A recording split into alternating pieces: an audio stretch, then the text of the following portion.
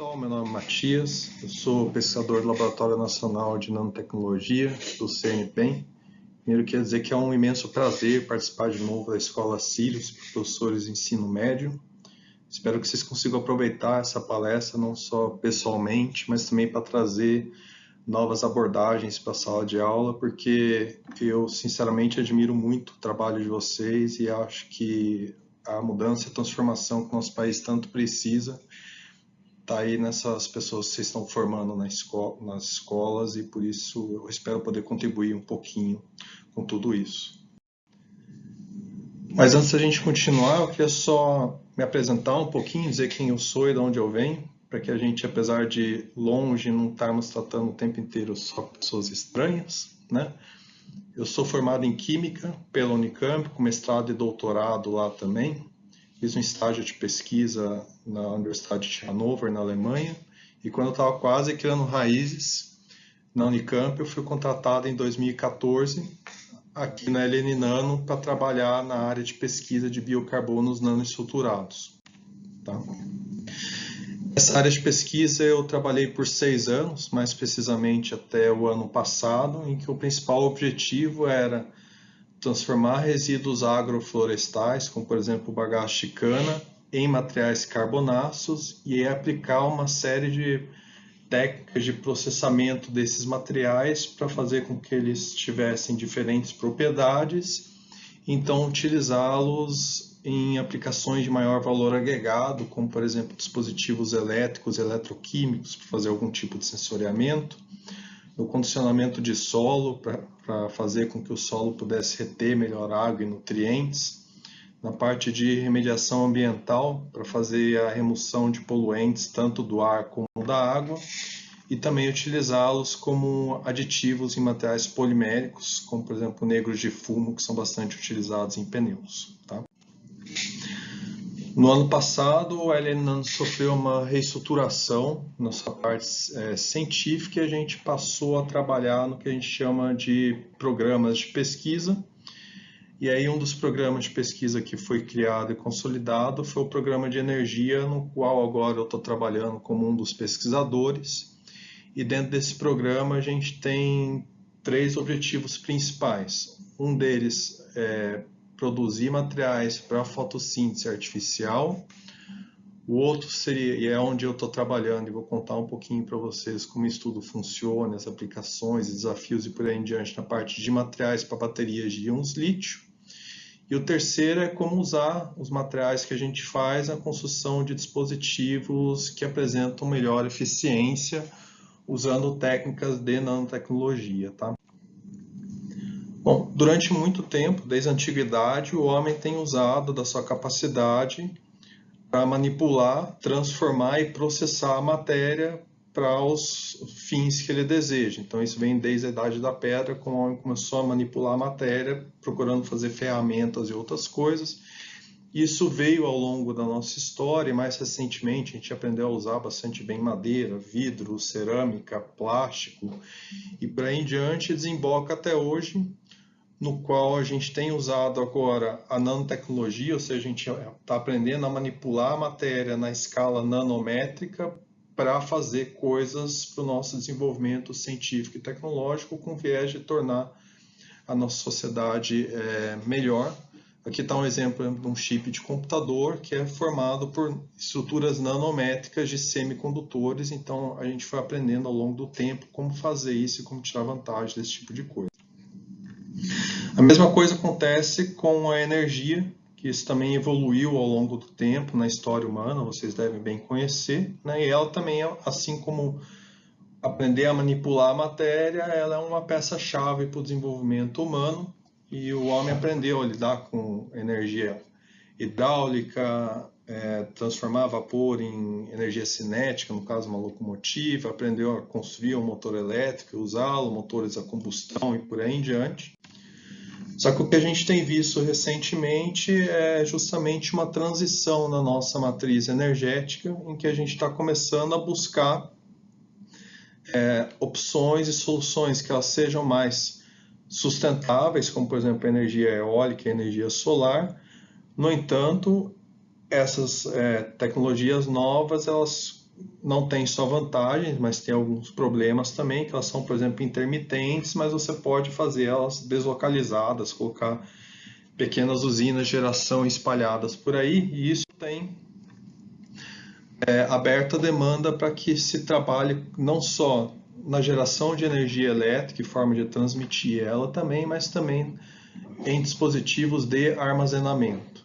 A história de dispositivos de armazenamento de energia elétrica já data dos anos 1700, onde os primeiros experimentos foram feitos por esse cidadão da foto aqui, o Luigi Galvani, que fez alguns experimentos de impulsos elétricos em rãs. E um pouquinho mais para frente, Alessandro Volta fez a sua primeira pilha, denominada de pilha galvânica, no qual ele foi capaz de converter a energia acumulada nesse dispositivo na forma de energia elétrica. Tá? Isso caminha ao longo do tempo até que Thomas Edison fez o primeiro conjunto de pilhas que foram comercializados. E aí aqui a gente está o tempo inteiro falando de dispositivos mais portáteis e menores, mas o homem o tempo inteiro está preocupado em fazer armazenamento de energia, seja, por exemplo, em hidrelétricas, em usinas nucleares, usinas térmicas, em que você armazena um determinado tipo de energia e transforma isso depois em energia elétrica para o consumo humano e do desenvolvimento e por aí em diante. Bom, a importância dos dispositivos de armazenamento de energia tem aumentado a cada dia, né? Toda a forma como a gente tem se transportado, tem se comunicado, a maneira como a gente trabalha, a maneira como a gente monitora a nossa saúde, ou enfim, como a gente vive, tem dependido e vai depender cada vez mais da maneira como a gente consegue armazenar energia.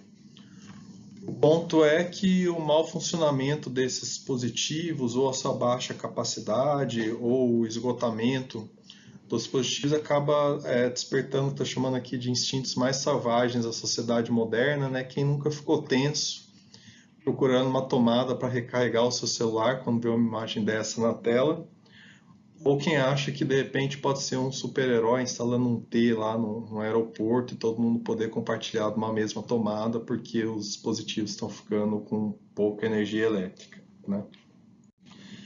E aí, para sobrepor esses problemas de capacidade e eficiência dos dispositivos, vamos chamar eles agora de pilhas e baterias, esses três senhores aqui trabalharam por bastante tempo e foram laureados em 2019 com o Nobel de Química, porque diz o site do Nobel que eles desenvolveram a bateria mais poderosa do mundo, que são as baterias de íon lítio. Então são baterias que atualmente estão presentes em muitos dos nossos dispositivos, celulares, computadores e por aí em diante, muitos deles possuem baterias de íons lítio. Mas como é que uma bateria dessas funciona? Qual que é o princípio de funcionamento e por que tantos dispositivos têm feito a troca por essa nova tecnologia, né? Aqui está esquematizado como é que é uma bateria de íons lítio.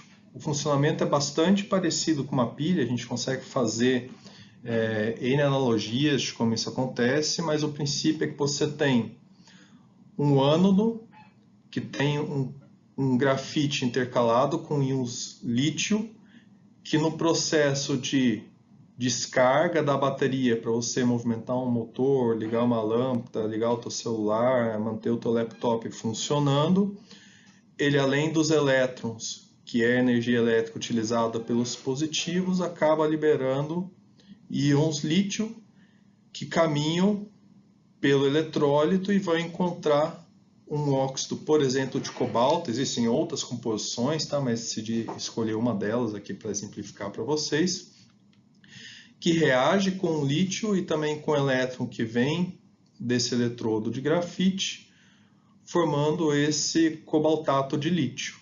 Então, é dessa maneira que a bateria funciona. Você tem os elétrons caminhando pelo teu circuito elétrico e os íons de lítio indo do ânodo, do grafite, em direção ao óxido de cobalto, e no fim você tem o processo de descarga e você tem a formação desse cobaltato de lítio.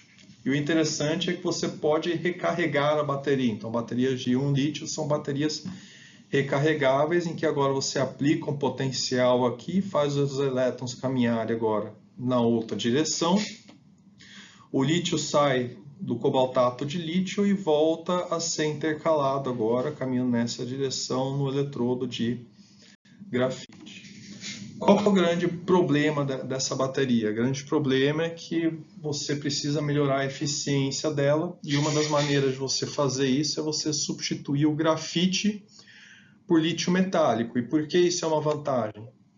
Porque para cada íon de lítio que você coloca no grafite, você precisa colocar na outra bateria 6 átomos de carbono. Então isso adiciona um peso e diminui a eficiência mássica do teu dispositivo. Então você pode substituir o grafite agora diretamente para um composto que é lítio puro, que seria lítio metálico. O problema de fazer isso é que durante o ciclo de descarga e carga, descarga e carga, descarga e carga, ocorre a deposição irregular do lítio na superfície dos eletrodos, formando esse tipo de estrutura aqui que a gente chama de dendritos de lítio, e quando essa formação é muito exacerbada, os dendritos conectam um lado a outro dos eletrodos, então forma uma conexão aqui, os dendritos se conectam, e quando isso acontece, ocorre o curto-circuito da tua bateria e eventualmente pega fogo ou explode por aí em diante. E foi por isso, inclusive, que alguns dispositivos, eu acho que da Samsung, foram proibidos por um tempo de entrarem em aviões ligados, porque existia essa possibilidade do dispositivo pegar fogo. Então, por um lado é vantagem você substituir o material de grafite por lítio metálico, porque você aumenta a eficiência máxima, você torna a bateria mais eficiente, porque agora você está lidando com lítio puro e não está tendo que colocar outras coisas junto. Mas ao mesmo tempo, nos processos de carga e descarga, você acaba gerando essa deposição irregular de lítio, formação dos dendritos, e que pode ocasionar o curto-circuito na bateria e levar a um acidente. Bom, pois bem, então é em cima desse problema que a gente está lidando. Então, como é que a gente consegue usar um ânodo de lítio metálico sem haver formação desses dendritos e, ao mesmo tempo, manter a condutividade de íons lítio aqui de um lado e do outro? Então, o que a gente tem estudado de utilizar aqui nesse sistema, em vez de usar um eletrólito líquido, no qual os íons de lítio vão de um lado para o outro entre os eletrodos, substituir isso que vai no meio entre os eletrodos por um eletrólito sólido. O grande problema é que quando você faz isso, eletrólitos sólidos em geral possuem menor condutividade iônica, então o lítio consegue caminhar com mais dificuldade nesse eletrólito que num eletrólito líquido, e as duas grandes opções que estão sendo avaliadas atualmente mundialmente são ou eletrólitos sólidos poliméricos ou materiais cerâmicos. Aqui na Elinano a gente tem feito a opção por estudar materiais cerâmicos, porque a gente entende que a estabilidade térmica e estrutural deles é muito melhor e pode levar a dispositivos com maior robustez. Só que, como vocês viram, como vocês vão ver, existem N problemáticas de você usar eletrólitos sólidos cerâmicos. A primeira delas eu já levantei para vocês, que a condutividade iônica de qualquer eletrólito sólido é sempre menor do que eletrólitos líquidos. Tá? Só que a ideia é como usar o nosso conhecimento e técnicas de processamento em nanotecnologia para conseguir fazer eletrólitos sólidos cerâmicos com as melhores propriedades possíveis e que conduzam da melhor forma possível os íons de lítio. Tá? O que eu mostro nessa figura aqui é uma exemplificação no fluxograma de como a gente produz um dos eletrólitos sólidos cerâmicos que a gente trabalha, que tem essa composição aqui, que é um óxido de lítio, lantânio e zircônio, e você consegue produzir esse material partindo dos precursores de óxido de lantânio, óxido de zircônio e carbonato de lítio, mas poderiam ser outros óxidos e outros carbonatos. Faz um processo de moagem para diminuir o tamanho das partículas dos precursores e assim facilitar a mistura. Em seguida, a gente faz uma prensagem, em prensas comuns mesmo, para compactar esse material e aí faz um tratamento térmico a 900 graus Celsius, que faz com que esses precursores sólidos reajam entre si e formam o nosso eletrólito sólido cerâmico, só que em fase cristalina tetragonal. Depois a gente vai entender um pouquinho mais o que é isso. Mas aí vem um segundo passo de moagem, que é usado de novo para diminuir o tamanho de partícula, uma nova prensagem e agora se faz um tratamento térmico a altíssima temperatura, em geral próximo de 1200 graus Celsius, para obter aí o que a gente chama da pastilha do eletrólito sólido cerâmico, que tem essa microestrutura aqui de grãos, no qual as partículas se unem e formam essa estrutura granular.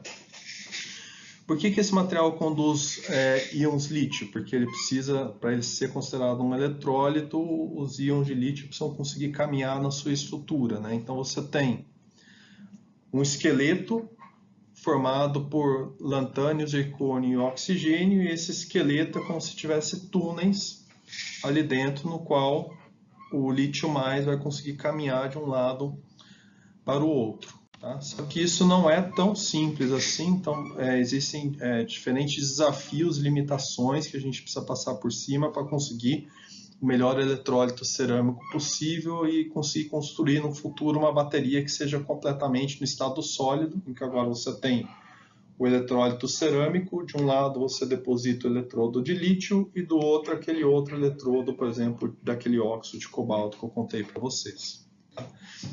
O primeiro desafio é a gente conseguir controlar a fase cristalina, aquele óxido cerâmico que eu mostrei para vocês.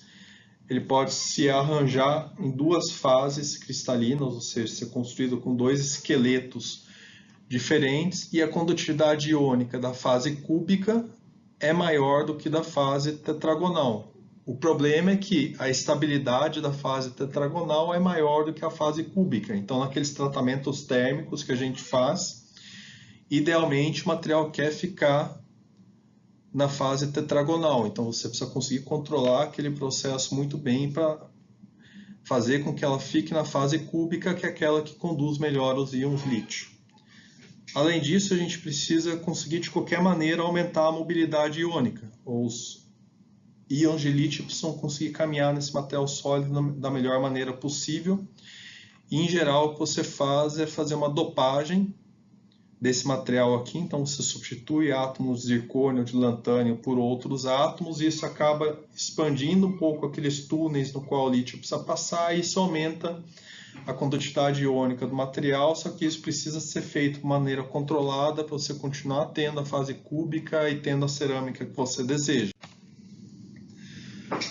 Outras duas limitações que existem nesse tipo de material cerâmico, nesse eletrólito cerâmico, são problemas que a gente chama de interface, onde as coisas se conectam.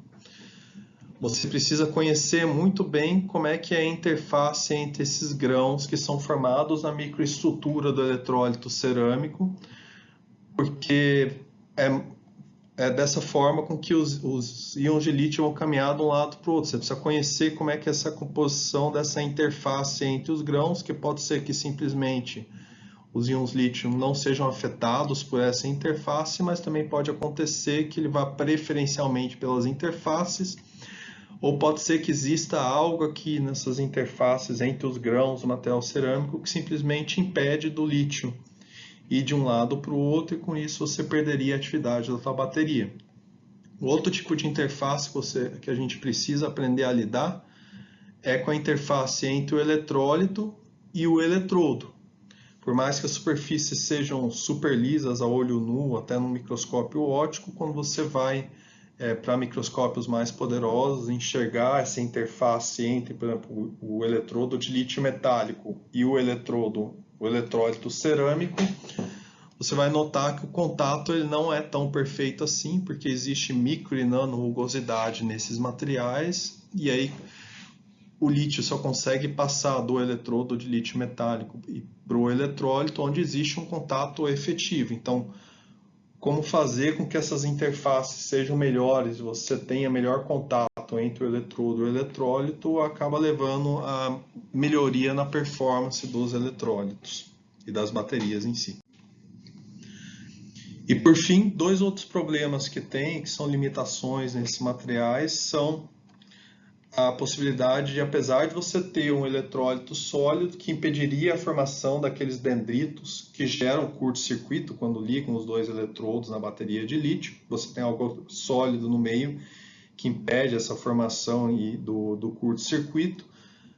Pode ser que, se a tua interface aqui dos grãos for muito frágil, você tenha a formação do lítio metálico nessa região intergrãos e da mesma forma você acaba conectando os dois eletrodos e fazendo um curto-circuito indesejado e gerando uma explosão ou fogo na tua bateria. E por fim, também o eletrólito sólido ele precisa ter uma estabilidade química bastante boa, porque se você não tem uma estabilidade química boa, pode ser que você forme algum tipo de composto aqui na superfície do teu eletrólito.